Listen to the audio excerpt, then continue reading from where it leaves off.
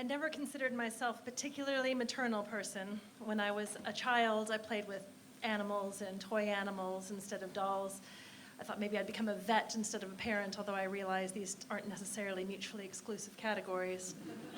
Then I went through my adolescence and my 20s. I told pretty much anybody who'd listen that I had never planned on having children. And my coworkers, mostly older women, would say, one of these days, honey, you're going to come in here and you're going to have a baby on your hip. And we're going to tell you, we told you so.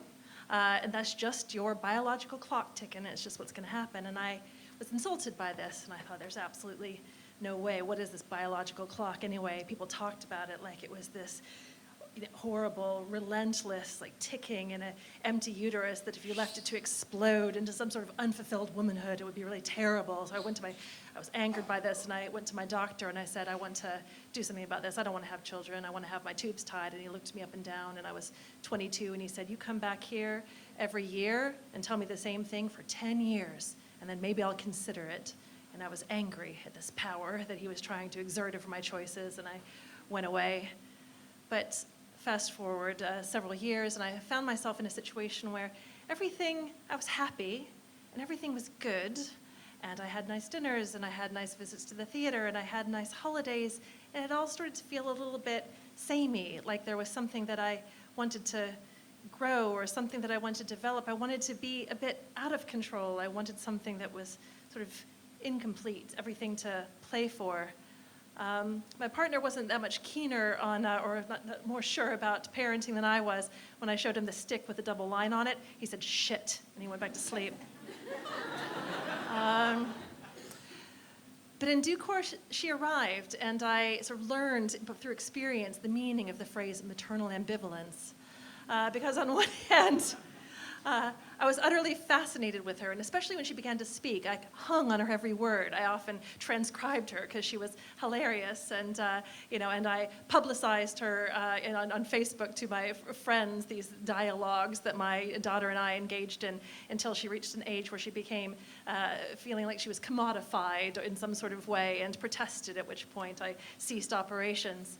But even at that point, when she was protesting against this, my kind of use of her as my look at me and my mini-me, aren't we cute, she still looked at me with love and openness, and she still responded to me in the same lovely way that she always had, her mummy. And then she reached secondary school recently, and something radically altered extremely rapidly, sort of dizzyingly rapidly, and it felt like a kind of death, like a kind of grief. The receding was so quick and so complete that I didn't quite know what to do with myself. I have cried to every friend and indeed some shopkeepers up and down my high road about my dilemma, and they all say to me things like, you need to just kind of back off, you need to maybe be a little less involved, you need to care a little bit less. And I'm sitting there thinking, care a little bit less, what does that mean? I have no idea what that looks like in practice. I got a very expensive cat, and I bought a sling for it when it was a kitten. And I put the cat in the sling, and I carried it around. And, my daughter, who now looks at me with this annoyance that sometimes tips over into revulsion, looked at me and said that I was ridiculous and that I was a crazy cat lady who was aging into this sort of insane thing that she couldn't bear to look at. And she looks at me, and she's dead, and she's flat behind the eyes. And she goes into her room. And it's 2022. And she comes out, and it's 1995. She looks like Cher from Clueless, like she's been on that thing. She's wearing the tartan skirt and the white knee socks and so whatever. And she slings the bag over her shoulder. She goes out. Sometimes she comes home from school and she does that. She doesn't even say goodbye. She's in, she's out. I'm sort of hovering at the door, sort of saying, do you still love me? Do you still love me? This kind of pathetic, and I just kind of hate even looking at myself going through this thing. I think, what happened to this person who was kind of very cool and thinking, oh, really, I just want to kind of keep on making sure that I make time for me. I'm a mom, but I'm a lot more too. And I kind of treated her with a little bit of casualness and nonchalance all the way along. And I'm thinking, God, is this my punishment?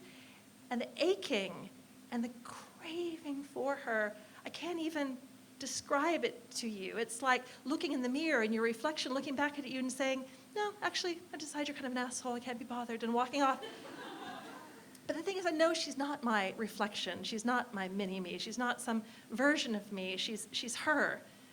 And I think about these other parents. I think about the mothers and my mother waiting up from, at home for me at midnight or 1 a.m. and being really angry in the living room when I came home. And I always thought, oh, she's pissed off. Why is she so mad at me? But maybe she wasn't mad at me. Maybe she just missed me. Maybe she was frustrated in her desire to continue to be close to me, and I didn't realize what that was about. I think about my grandparents, sitting on their front porch in their rocking chairs in Kentucky and Indiana, and they're sitting there, and you think, oh, they're just in God's waiting room, or they're waiting to talk to the neighbors, they're doing whatever, but they're looking out there, looking on the road, looking at the driveway. Their kids are far away. They don't call very much. They get mad at them when they, can't hear them very well, and they shout at them and say, come on, Mom, come on, Dad, listen to what I'm telling you, and they get frustrated. I'm thinking, what if they're sitting there missing their kids and wishing that it was like it used to be? I think of moments like the time she was only little. She was with my folks, who are old themselves now, maybe about to sit in their rocking chairs. She saw me coming from a long way off. I was coming home from work. She dropped everything she had, and she threw her arms open, and she called me by the only name she had for me, which is Mummy. She ran into my arms.